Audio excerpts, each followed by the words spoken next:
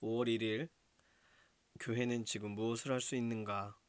먹다, 듣다, 걷다 중에서 오늘은 먹다에 대한 내용을 가지고 묵상을 나눕니다. 생각보다 책이 어, 읽을 분량이 좀 적다고 생각했는데 그렇지 않더라고요. 요약하느라 좀 쉽지 않았습니다. 챕터 안에 또 다른 챕터들이 굉장히 생각할 거리들이 많게 책 내용이 들어가 있었습니다. 자, 책 내용을 갈무리하면 이렇습니다. 1번 무엇을 먹는가? 우리나라는 진지 잡수셨습니까? 라는 인사가 있을 정도로 먹는 것을 중시하는 나라입니다. 이것은 한국인의 어찌 보면 영적인 빈곤을 보여주는 언어 사용처럼 보입니다. 그런데 성경에서는 선악을 알게 하는 나무의 실과 선악과부터 최후의 만찬까지 전부 먹는 이야기가 나옵니다. 참으로 중요하고 구체적인 말이 아닐 수가 없습니다. 그러고 보니 먹는 것만큼 구체적인 것이 없습니다. 그런데 예수님께서 말씀하신 먹다의 의미는 우리가 사용하는 그런 의미와 다르다는 거죠. 이런 면에서 사회복지라고 할 때 사회복지의 핵심은 사람들을 제대로 먹이는 것에 관심을 갖습니다. 그런데 성경은 일용할 양식을 우리가 나눠주는 것이 아닌 일용할 양식을 주시고라고 기도하고 나아갑니다. 밀레의 이삭 줍는 여인이라는 그림과 만종이라는 그림은 살바도르 달리의 시각과는 다르게 사회 부조리와 약자에 대한 고발의 시각이 아닌 작은 이삭일지라도 하나님이 주신다는 시각으로 그려진 그림입니다. 믿는 사람에게는 보이는 것을 믿지 않는 자들에게는 보이지 않아서 그리지 못하고 있는 부분을 밀레는 보고 그렸다는 것이죠. 보이지 않는 것을 보는 눈, 이것이 바로 기도요. 또 우리가 받은 복입니다. 자, 이건 그림에 대한 설명이 좀 추가적으로 필요한데요. 또 이후에 등장합니다. 자, 두 번째 내용은 먹기 위한 기도. 이어른 교수님이 얘기해요. 저는 먹어보지도 않고 어떻게 기도를 하냐. 다 먹고 맛있다는 생각이 들고 나서 하나님께 감사해야 한다고 생각하셨다고 해요. 그래서 식전에 기도하면 안 되고 식후에 기도를 해야 한다고 말했었다고 합니다. 물론 이것은 이어령 교수님이 생각할 때 다 인간적인 생각이었다. 이렇게 정리하십니다. 밥을 먹으면서 감사기도 하는 것이 사실은 바로 오늘날 그리스도인들이 해야 할 시작점이라는 거예요. 어렸을 때부터 밥을 먹으면서 감사할 줄 알게 하는 것이 교회에서 해야 할 진정한 복지의 시작이라고 생각하고 있다는 것입니다. 세 번째, 성경 속에 먹다의 이야기가 나오죠. 먹는 것에 대한 성경 말씀 두 군데를 찾아볼 수가 있는데 신명기 24장 18절 19절 너는 애굽에서 종되었던 일과 내 하나님 여호와께서 너를 거기서 속량하신 것을 기억하라. 이러므로 내가 내게 이 일을 행하라 명령하노라.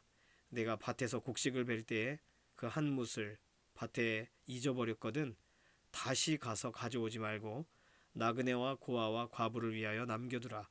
그리하면 내 하나님 여호와께서 내 손으로 하는 모든 일에 복을 내리시리라.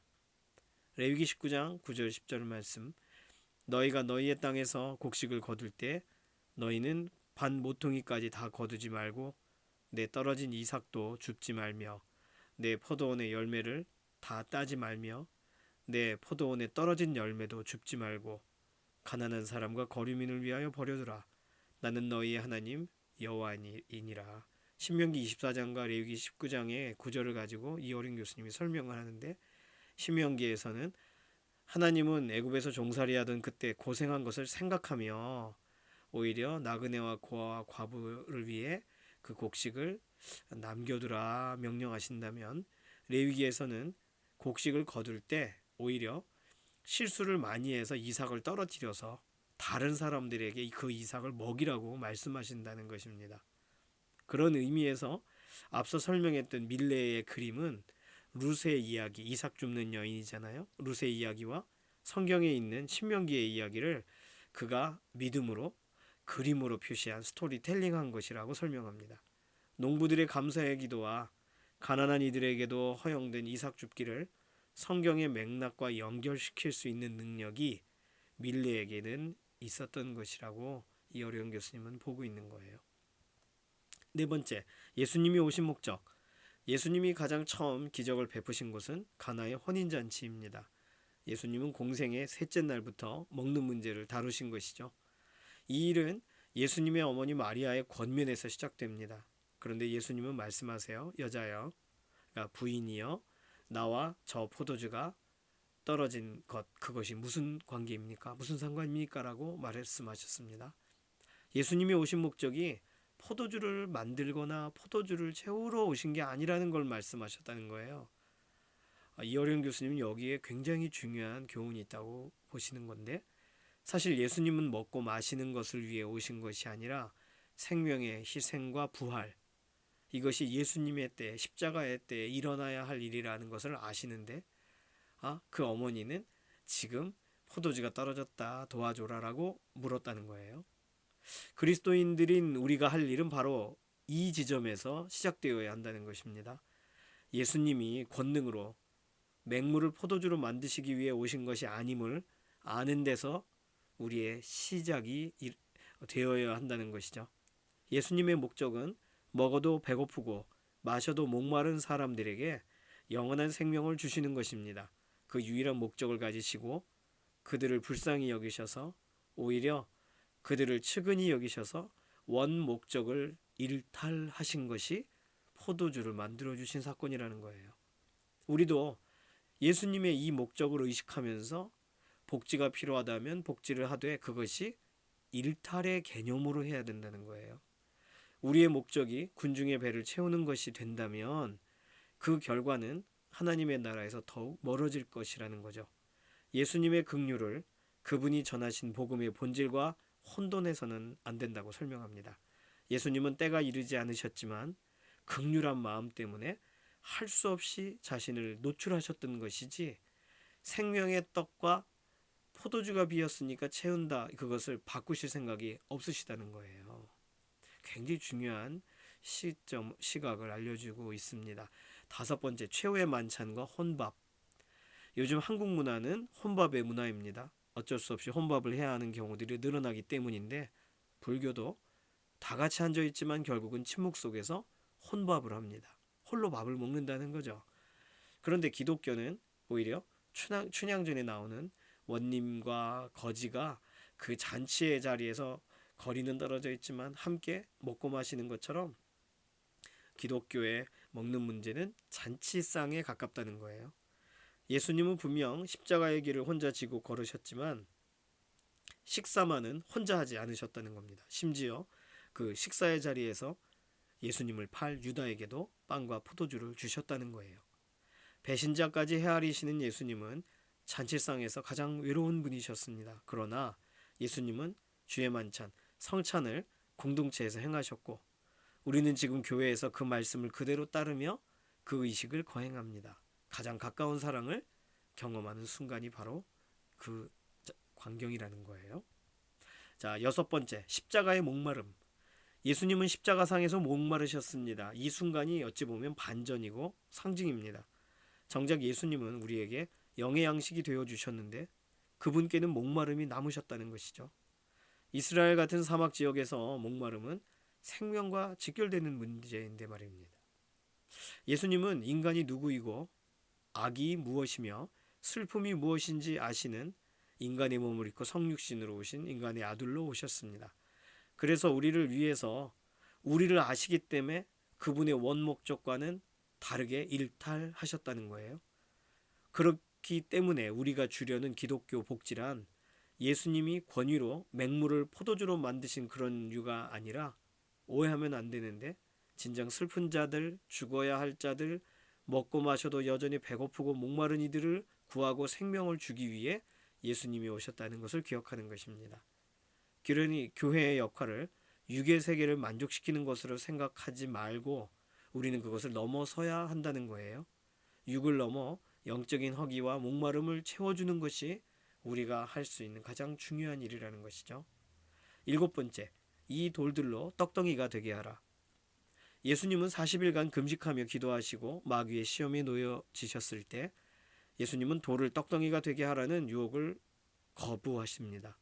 돌을 빵으로 만드셨다면 까라마조프의 형제들의 대신문관의 내용이 등장하는 것처럼 가난도 없고 굶주림도 없고 혁명도 없고 배가 골아 죽은 자식 앞에서의 통곡도 없었을 것이 아닌가.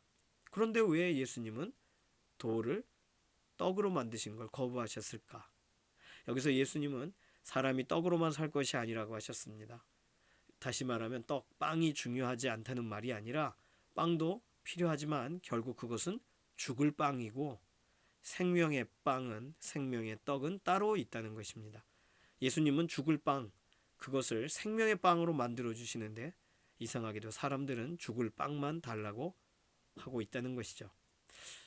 이어령 교수님은 우리에게 질문해요. 혹시 우리는 교회에 와서 그 돌멩이를 나로 먹게 해주세요 라고 예수님께 구하고 있는 거 아닙니까? 교회에서 주어야 될 복지는 돌멩이 빵도 아니고 먹고 죽을 빵도 아닙니다. 바로 생명의 빵 예수님입니다. 예수님이 바로 우리가 먹어야 할 하나님의 말씀입니다. 그것이 우리 안으로 들어와 우리를 살게 합니다. 영원히 줄이지 않고 목마르지 않을 그 생명의 빵이신 예수님을 주는 것이 교회여야 한다는 것입니다. 책 내용이 길었는데 잘 요약되었고요. 목장 나눔은 앞부분에 있었던 신명기 24장 18절 19절과 레위기 19장 9절 10절 말씀을 가지고서 목장 나눔을 진행하시면 좋겠습니다. 나눔의 내용은요. 1번 오늘 내용 중에서 가장 기억나는 내용은 무엇인지 서로의 감상을 나누세요. 어떤 것이든지 좋습니다. 자유롭게 나누시면 되겠습니다. 자, 두 번째는 오늘의 본문 신명기와 레위기 본문을 읽고 우리가 실천해야 할 베품과 사랑에 대해서 생각해보고 어떤 것을 실천할 수 있을지, 이삭을 떨어뜨린다라고 할 때 내가 무엇을 떨어뜨려야 되는지 이런 거 묵상한 내용들을 서로 말씀과 연관해서 나누시면 좋겠습니다. 자, 그런데 세 번째 질문이 가장 중요합니다. 그런데 결론적으로 앞의 내용, 전체적인 내용 가운데서 교회가 돌멩이 빵을 먹이려 하는 것이 아니라 생명의 빵이신 예수님을 먹여야 한다는 말이 있는데 그 말은 무슨 뜻입니까? 서로 설명해 보시고 우리가 서로 그렇게 살기 위해서 서로를 위해서 기도하시면서 목장의 나눔을 마무리하시면 되겠습니다. 자, 목장에 속한 동역자의 한 주간이 지난주와 동일하게 우리 인생의 숲길에서 예수님을 잃지 않는 걸음 되도록 목장 식구를 축복하는 기도로 맞춰주시고요. 다음 주에는 2부 듣다에 대한 내용을 나누도록 하겠습니다.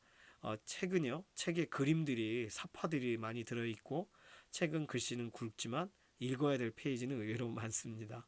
예, 책 금방 맞춰지기 때문에 별도로 구입하지 않으셔도 좋고 좀 전체적인 정독을 원하시면 구입하셔서 보셔도 좋지만 PPT 내용을 가지고 함께 좀 묵상하고 나누는 것에 중점을 두셔도 좋겠습니다. 오늘 내용은 이렇게 마무리하도록 하겠습니다. 기도하겠습니다. 살아계신 하나님 감사합니다. 오늘 먹는 문제에 대해서 여러 가지를 이어령 교수님 통해서 좋은 책 만나서 생각도 해보게 해주셔서 감사합니다. 우리가 생각했었던 그런 관점들에 대한 새로운 좀 점검도 일어난 것이고 또 예수님을 어떻게 먹일 수 있을까? 내 가족, 내 친지, 내 가까운 사람들에게 내가 정말 먹여야 될 것은 생명의 빵이신 예수님이라는 사실을 우리가 깊이 기억하면서 이번 한 주간 나 혼자 먹지 않고 함께 먹고 나누는 믿음의 걸음 되도록 우리 동역자들의 삶을 지키고 보호하여 주시옵소서. 감사드리며 살아계신 예수님의 이름으로 기도드립니다. 아멘. 5월 1일 첫날을 이 책 중요한 내용을 같이 나눠서 너무 기분이 좋습니다. 이번 한 주간도 이 묵상 내용 기억하시면서 승리하시기를 소망합니다.